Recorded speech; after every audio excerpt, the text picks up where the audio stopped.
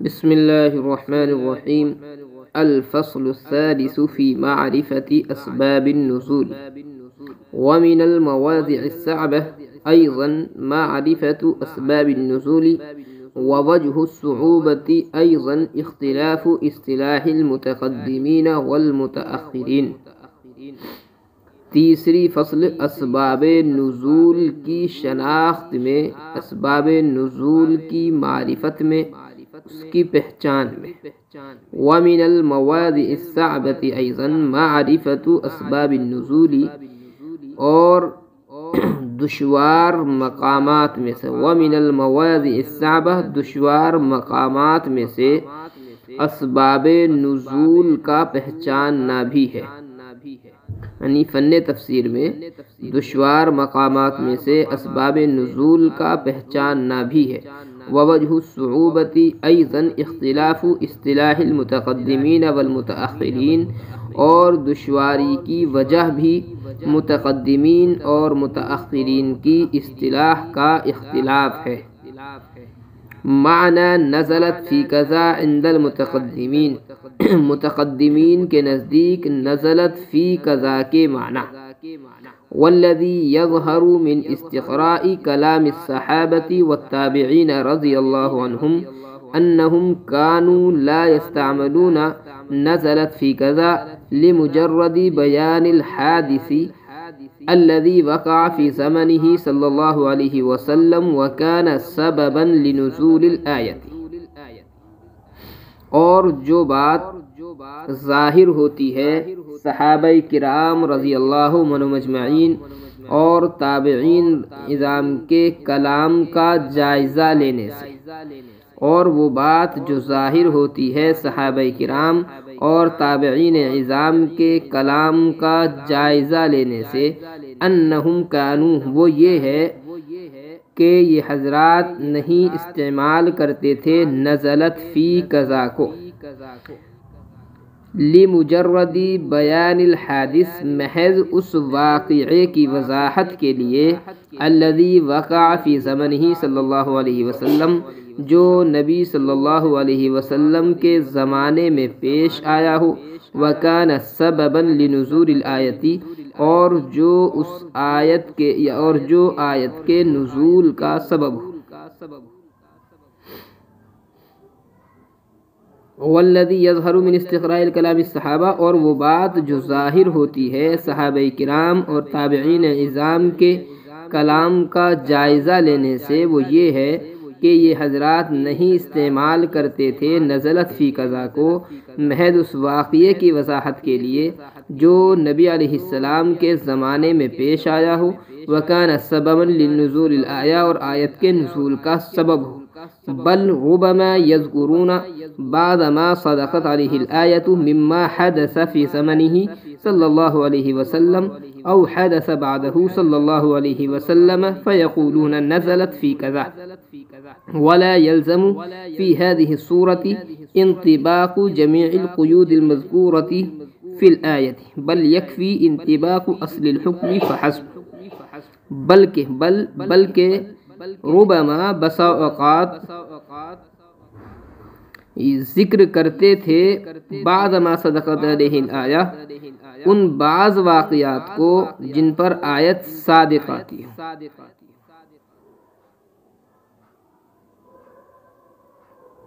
بلکہ بسا اوقات وہ ذکر کرتے بعض ما صدقت، ان بعض واقعات کو جن پر آیت صادق آتی ہو، مما حدث فی زمنہ صلی اللہ علیہ وسلم، ان واقعات میں سے جو نبی علیہ السلام کے زمانے میں پیش آیا ہو، او حدث بعدہ صلی اللہ علیہ وسلم، یا حضرت صلی اللہ علیہ وسلم کے بعد پیش آیا ہو. فیقولون، پھر وہ کہتے تھے نزلت فی کذا، یہ آیت فلاں واقعے میں نازل ہوئی. ولا یلزم فی هذه الصورة، اور نہیں لازم آتا ہے اس صورت میں انطباق جمیع القیود المذکورۃ فی الآیت، آیت میں ذکر کردہ تمام قیود کا منطبق ہونا.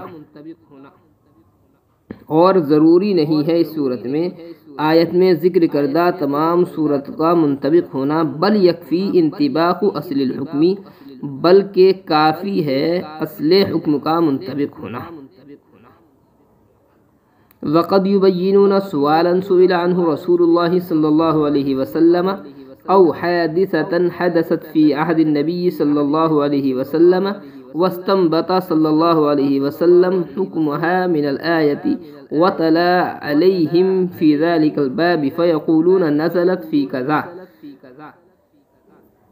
وربما يقولون في هذه الصور فأنزل الله تعالى قوله كذا أو فنزلت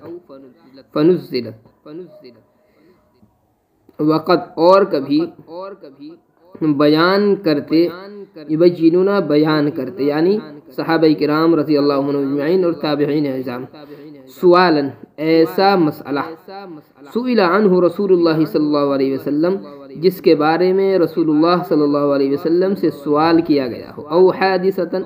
یا بیان کرتے ایسا واقعہ جو نبی صلی اللہ علیہ وسلم کے زمانے میں پیش آیا ہو، واستنبط رسول اللہ صلی اللہ علیہ وسلم حکمها من الآیت، اور حضرت صلی اللہ علیہ وسلم نے استنباط کیا ہو اس کا حکم آیت سے،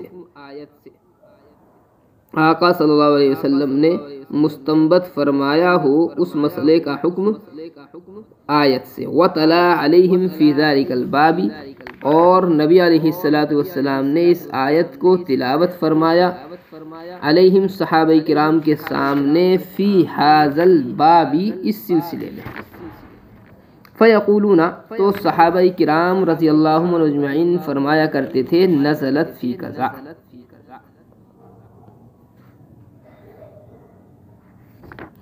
اور کبھی کبھی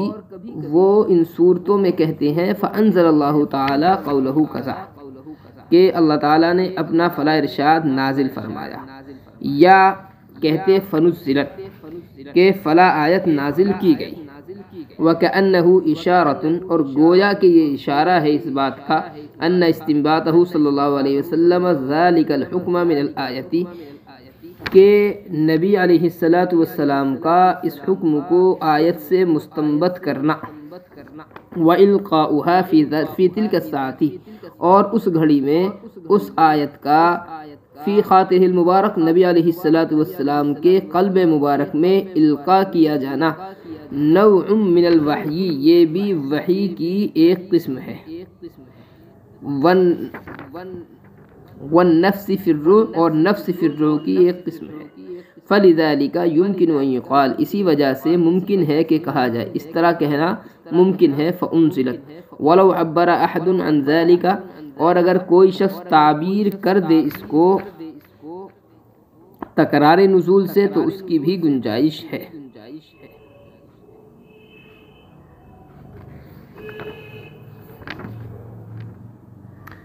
یہ جو عبارت ہے اس میں ایک لفظ آیا ہے نفس فی الروح، یہ روح کے جو اصل معنی ہے وہ دل کے آتے ہیں، اور نفس فی الروح جو ہے یہ وحی کا ایک طریقہ ہے جس میں حضرت جبرائیل علیہ السلام سامنے کسی انسانی شکل میں تشریف نہیں لاتے تھے،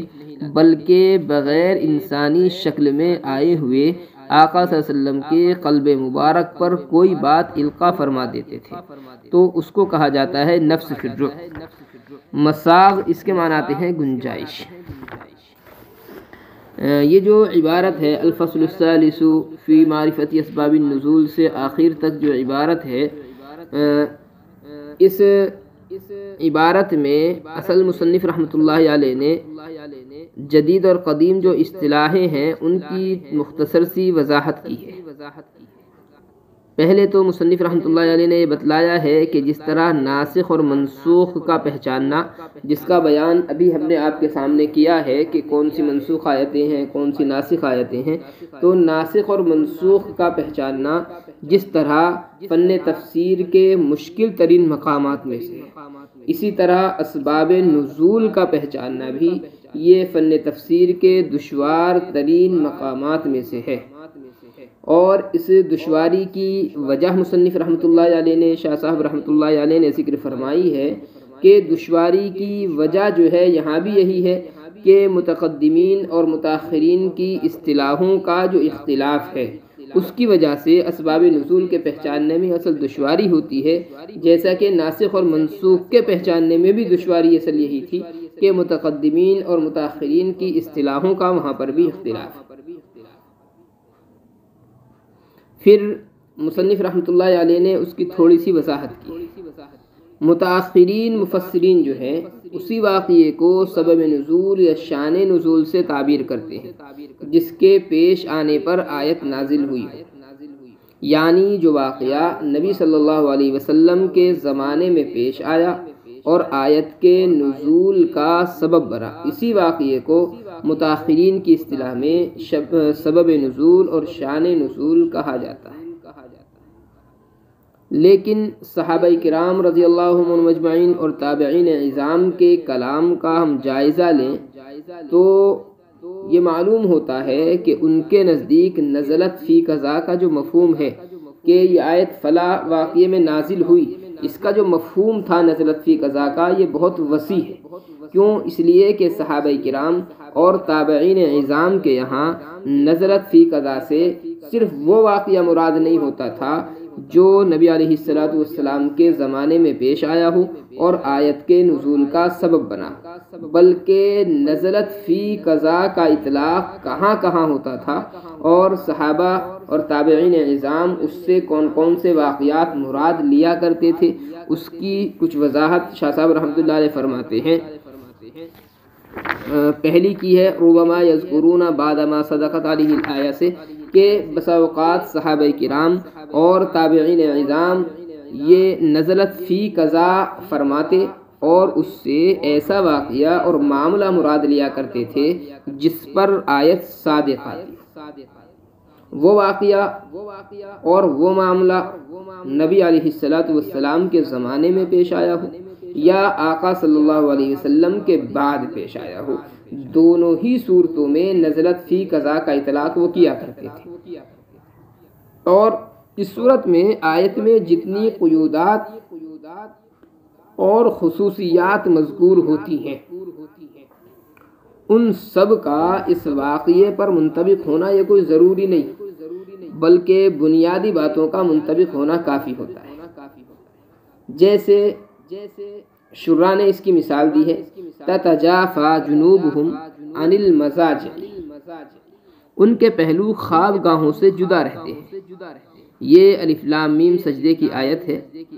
اس کی تفسیر میں حضرت انس بن مالک رضی اللہ تعالیٰ عنہ فرماتے ہیں کہ یہ آیت ان صحابہ کے بارے میں نازل ہوئی ہے جو مغرب اور عشاء کے درمیان نفلیں پڑھتے رہتے تھے۔ اور دوسری روایت میں حضرت انس رضی اللہ تعالیٰ عنہ سے مروی ہے کہ یہ آیت ان حضرات کے بارے میں نازل ہوئی جو عشاء کی نماز کے انتظار میں جاگتے رہتے تھے۔ اور اس کے علاوہ یہ تو دو روایتیں حضرت انس رضی اللہ تعالیٰ عنہ کی ہو گئی، اس کے علاوہ دیگر صحابہ کرام فرماتے ہیں کہ یہ آیت ان حضرات کے بارے میں نازل ہوئی ہے جو تہجد گزار تھے۔ تو بظاہر دیکھنے میں ایسا معلوم ہوتا ہے کہ یہ شان نزول کا اختلاف ہے، لیکن حقیقت یہ ہے کہ یہ شان نزول کا اختلاف نہیں ہے، بلکہ آیت کے مختلف مصداق ہیں جو صحابہ کرام نے متعین فرمائے ہیں، اور یہ تمام نیک اعمال جو ہیں آیت کے مفہوم میں داخل ہیں، اور یہ کہا جائے گا کہ یہ سبھی آیت کے شان نزول ہیں۔ ایک چیز۔ دوسری چیز بیان کی ہے وَقَدْ يُبَيِّنُونَ سُؤَالًا سُئِلَ عَنْهُ رسول اللہ صلی اللہ علیہ وسلم سے، کہ کبھی ایسا ہوتا تھا کہ صحابہ کرام اور تابعین ایسا مسئلہ ذکر کرتے جس کا حکم نبی علیہ السلام سے دریافت کیا گیا، یا کوئی ایسا واقعہ بیان کرتے تھے جو نبی علیہ السلام کے زمانے میں پیش آیا ہو، اور صحابہ کرام رضی اللہ عنہم اجمعین نے نبی علیہ السلام سے اس واقعے کے متعلق معلوم کیا، اس واقعے کا حکم معلوم کیا، اور نبی علیہ السلام نے اس مسئلے کا یا اس واقعے کا جو حکم ہے وہ کسی آیت سے مستنبط فرمایا ہو، یعنی اس موقع پر نبی علیہ السلام نے صحابہ کرام کے سامنے کوئی آیت تلاوت فرمائی، تو ایسے مسئلے اور ایسے واقعے کے بارے میں بھی صحابہ کرام اور تابعین اعظام نزلت فی قضا کہہ دیتے تھے۔ اور بسا اوقات اسلاف جو ہیں ان صورتوں میں فانزل اللہ قولہ تعالی، یعنی اللہ تعالیٰ نے فلاں ارشاد فرمایا یا فنزلت فلاں آیت نازل کی گئی، یہ الفاظ بھی کہا کرتے تھے، اور ان کا جو منشا ہوتا تھا وہ صرف یہ ہوتا تھا کہ آدھا صلی اللہ علیہ وسلم کا کسی خاص حکم کو کسی خاص آیت سے مستنبط کرنا، اور اس وقت میں اس آیت کا آپ کے ذہن میں آنا یہ بھی ایک طرح کی وحی ہے جس کو نفس فی الروح کہا جاتا ہے، لہذا اس کے لیے بھی فانزلت یا فانزل اللہ قولہ کذا وغیرہ الفاظ استعمال کرنا یہ درست ہے۔ شاہ صاحب رحمۃ اللہ علیہ فرماتے ہیں کہ اگر کوئی چاہے تو اس کو تکرار نزول سے بھی تعبیر کر سکتا ہے، یعنی یہ کہہ سکتا ہے کہ فلاں آیت جو ہے کئی مرتبہ نازل ہوئی ہے، جیسا کہ ترمذی شریف میں روایت ہے، حضرت عامر بن ربیعہ رضی اللہ تعالیٰ عنہ یہ بیان کرتے ہیں کہ ہم اندھیری رات میں حضرت صلی اللہ علیہ وسلم کے ساتھ ایک سفر میں تھے اور ہمیں معلوم نہیں تھا کہ قبلہ کدھر ہے، اس لیے اب لوگوں نے مختلف رخ کی طرف نماز پڑھی، جس آدمی کا جس طرف چہرہ تھا اس نے اسی کی طرف نماز پڑھ لی۔ جب صبح ہوئی تو ہم نے نبی علیہ الصلوۃ والسلام سے رات کے اس واقعے کا تذکرہ کیا، تو فرماتے ہیں کہ اس وقت یہ آیت نازل ہوئی فَأَيْنَمَا تُوَلُّوا فَثَمَّ وَجْهُ اللَّهِ، جدھر تم چہرہ کرو ادھر اللہ تعالیٰ ہے۔ یہ حضرت عامر بن ربیعہ رضی اللہ تعالیٰ عنہ کی روایت ہے۔ دوسری طرف حضرت عبداللہ بن عباس رضی اللہ تعالیٰ عنہ کی ایک روایت ہے کہ جب مسلمانوں کو بیت المقدس کے بجائے کعبۃ اللہ کی طرف چہرہ کرنے کا حکم دیا گیا تو یہود مدینہ نے اعتراض کیا کہ اس تبدیلی کی کیا وجہ ہے، بیت المقدس سے ہٹا کر کے کعبۃ اللہ کو جو قبلہ بنایا گیا وہ کیوں بنایا گیا ہے؟ حضرت عبداللہ بن عباس فرماتے ہیں کہ اس وقت یہ آیت نازل ہوئی ہے وَلِلَّهِ الْمَشْرِقُ وَالْمَغْرِبُ فَأَيْنَمَا تُوَلُّوا فَثَمَّ وَجْهُ اللَّهِ، تو یہ بھی بظاہر آیت کا شان نزول جو ہے اس میں اختلاف معلوم ہو رہا ہے، لیکن حقیقت میں آیت کا شان نزول وہی ہے جو حضرت عبداللہ بن عباس نے بیان فرمایا ہے، اور حضرت عامر بن ربیعہ نے جو واقعہ ذکر کیا اس کا حکم نبی صلی اللہ علیہ وسلم نے چونکہ اس آیت سے مستنبط فرمایا تھا، اس لیے حضرت عامر بن ربیعہ نے کہہ دیا کہ یہ آیت ہمارے واقعے میں نازل ہوئی ہے۔ شاہ صاحب فرماتے ہیں کہ آپ چاہیں تو یہ بھی کہہ سکتے ہیں کہ آیت دونوں واقعوں میں دو مرتبہ نازل ہے، تکرار نزول آیت بھی اس میں آپ کہہ سکتے ہیں، اس میں بھی کوئی حرج کی بات نہیں ہے، اور اس طرح کہنے کی بھی اس میں گنجائش ہوتی ہے۔